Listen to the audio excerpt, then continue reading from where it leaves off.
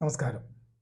Hotel അക്കോമഡേഷനുമായി ബന്ധപ്പെട്ട് GST നിയമത്തിൽ പുതിയ നോട്ടിഫിക്കേഷൻ വീണ്ടും വന്നിരിക്കുകയാണ്. Notification number 5/2025 dated 16/1/2025. ഇത് പ്രകാരം ഹോട്ടൽ അക്കോമഡേഷനിലെ സ്പെസിഫൈഡ് പ്രിമീസസ് എന്ന ഡെഫിനിഷനിൽ ഒരു മാറ്റം വരുത്തിയിരിക്കുകയാണ്. പഴയ നിയമം അനുസരിച്ച് ഡിക്ലെയർഡ് താരിഫ് ഒരു മുറിക്ക് ഒരു ദിവസം 7500 രൂപയോ അതിന് മുകളിലോ വന്നാൽ ആ പ്രിമിസസിൽ വിളമ്പുന്ന ഭക്ഷണത്തിനും GST നിരക്ക് 18% ആയിരുന്നു. ഇപ്പോൾ ഈ പുതിയ നോട്ടിഫിക്കേഷനിൽ വന്നിരിക്കുന്നൊരു മാറ്റം ഡിക്ലെയർഡ് താരിഫ് എന്നുള്ള വാചകം എടുത്തു മാറ്റി പകരം വാല്യൂ ഓഫ് സപ്ലൈ എന്നാക്കി. ഇത് പ്രകാരം ദിവസ വാടക 7500 രൂപയോ അതിൽ മുകളിലോ ഒരു ഫിനാൻഷ്യൽ ഇയറിൽ വന്നാൽ ഈ കൂട്ടരെയാണ് specified premises for a financial year ആയിട്ട് വ്യാഖ്യാനിച്ചിരിക്കുന്നത്. ഇത് പ്രകാരം ഹോട്ടൽ അക്കോമഡേഷൻ കൊടുക്കുന്ന ടാക്സ് പേയേഴ്സ് ജനുവരി 1-നും മാർച്ച് 31-നും ഇടയ്ക്ക് ഇത് സ്പെസിഫൈഡ് പ്രിമീസസ് ആണോ എന്നുള്ള കാര്യം GST പോർട്ടലിൽ ഡിക്ലറേഷൻ നടത്തണം.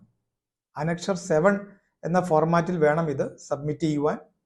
അത് ജൂറിസ്ഡിക്ഷണൽ GST ഓഫീസറുടെ മുമ്പാകെ വേണം ഇത് ഓപ്റ്റ് ഇൻ ഡിക്ലറേഷൻ ആയിട്ട് ഫയൽ ചെയ്യേണ്ടത്. മറ്റൊരു വിശേഷം, ഇങ്ങനെ വരുന്ന ടാക്സ് പേയേഴ്സ് വരുന്ന ഫിനാൻഷ്യൽ ഇയറിൽ സ്പെസിഫൈഡ് പ്രിമീസസിൽ ഉൾപ്പെടുന്നുവെന്നും സബ്സിക്വന്റ് ഫിനാൻഷ്യൽ ഇയറിൽ ഓരോ വർഷവും ജനുവരി ടു മാർച്ച് കാലഘട്ടത്തിൽ തന്നെ ഈ ഡിക്ലറേഷൻ ചെയ്യണമെന്നുള്ള കാര്യവും ശ്രദ്ധിക്കണം.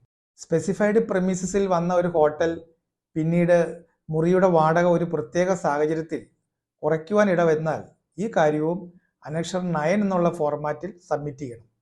ഇതിനെയാണ് ഓപ്റ്റ് ഔട്ട് എന്ന് പറയുന്നത്. ഈ പുതിയ പരിഷ്കാരം വഴി ഡിക്ലെയർഡ് താരിഫ് എന്നുള്ള ക്രൈറ്റീരിയ എടുത്തു കളഞ്ഞു എന്ന് ചുരുക്കം. അപ്പോൾ ഓരോ ഫിനാൻഷ്യൽ ഇയറിലും ഇത് പരിശോധിച്ച് ഓപ്റ്റ് ഇന്നും ഓപ്റ്റ് ഔട്ട് എന്നുള്ള കാര്യം പ്രത്യേകം ശ്രദ്ധിക്കണം.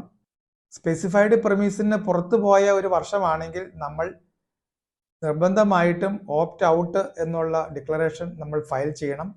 ഇല്ലെങ്കിൽ ഗവൺമെൻറ് ഇത് റീഡ് ചെയ്യുന്നത് സ്റ്റിൽ സ്പെസിഫൈഡ് പ്രിമീസസ് എന്നുള്ള നിലവാരത്തിലായിരിക്കും.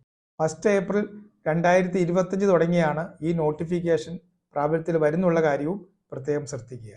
Thank you.